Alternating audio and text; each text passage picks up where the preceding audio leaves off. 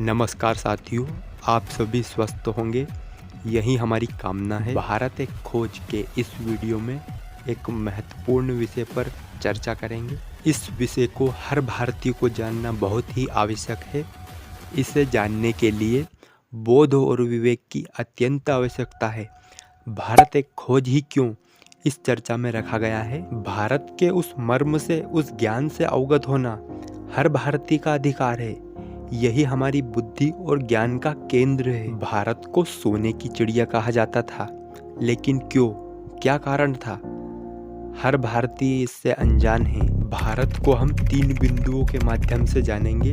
इन 3 बिंदुओं में भारत में क्या क्या परिवर्तन हुए, यहाँ हम जानेंगे। पहले बिंदु में हम जानेंगे प्राचीन भारत में भारत की, भारतीयों की क्या स्थिति थी। दूसरे बिंदु में हम जानेंगे मध्यकाल में भारत कहाँ खड़ा था, हमसे क्या गलतियाँ हुई।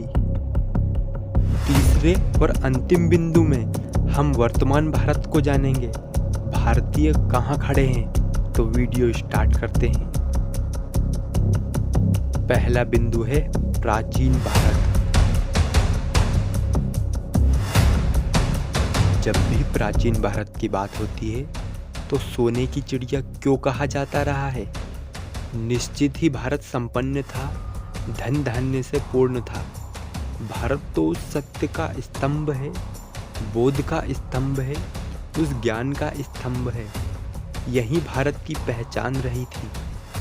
हमारा भारत वहाँ था जहाँ सोने और चांदी से कहीं अधिक महत्व ऋषियों और संतों के ज्ञान के प्रवाह को दिया जाता था। जहाँ भारत और भारतवासी का एक ही अर्थ था।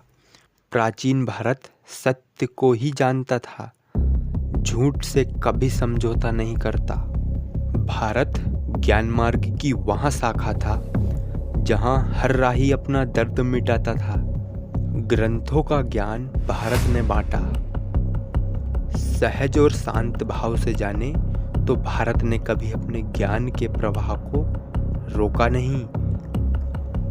अनेक संत हुए, बुद्धिजीवी हुए, जिन्होंने इस प्रवाह को और सुगम और सहज परिवर्तन करके अमृत के समान प्रस्तुत किया।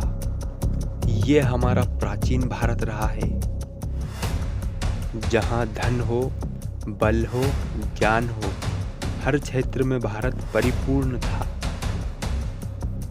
दूसरा बिंदु है मध्यकालीन भारत। मध्यकाल का समय भारत के लिए बहुत ही बड़ा संकट भरा समय रहा।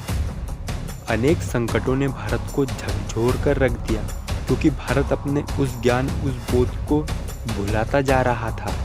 यही भारतीय इतिहास की सबसे बड़ी त्रासदी थी। जिसे जीवन बना लिया हो, उसकी दूरी ने हर भारतीय को गुलामी के बंधन में डाल दिया। हमारी आज़ादी कब बंधन बन गई, भारतीयों को पता न चला। साथियों, जब जब हर भारतीय ने अपने उस बोध, उस विवेक को ठुकराया, वहाँ कमजोरी हर भारतीय को खोखला करती गई।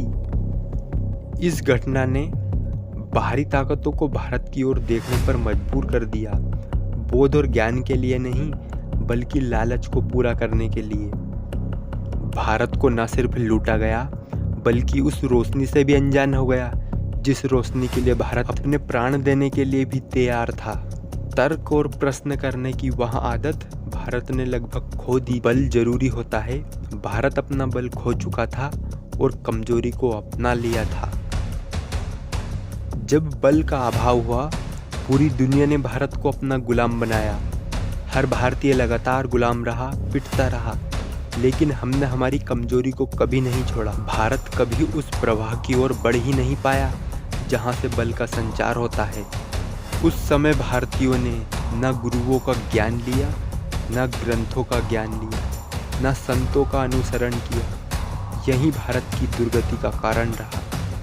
योद्धा उस समय भी हुए, लेकिन मुट्ठी भर योद्धा कब तक सह पाते, कब तक सामना कर पाते। हर भारतीय उनके साथ कभी खड़ा ना रहा, वहाँ लड़ते लड़ते शहीद हो गए। उन्होंने मिटना स्वीकार किया, झुकना नहीं।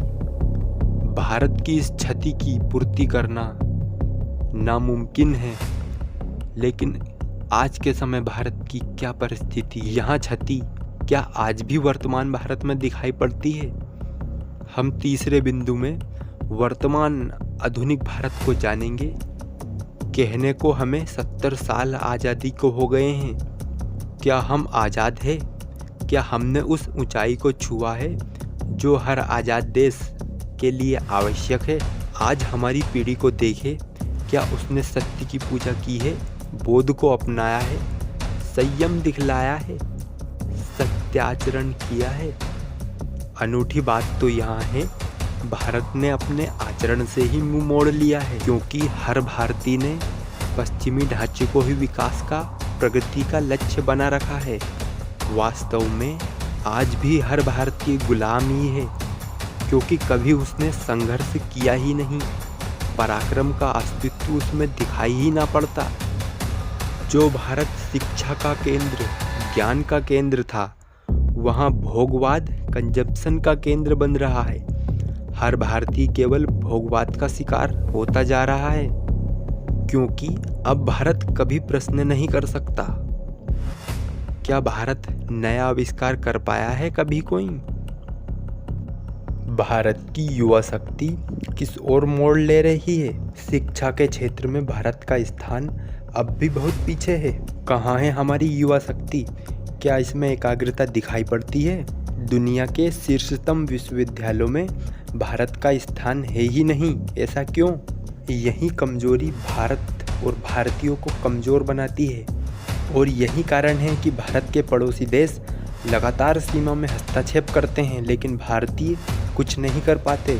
अगर विवेक पाना है, ताकत पानी है, संयम पाना है, तो भारत को उन्नति के हर क्षेत्र में अपने आप को सिद्ध करना पड़ेगा, तभी भारत कुछ कर पाएगा। और हर भारतीय से हमारी यही अपेक्षा रहेगी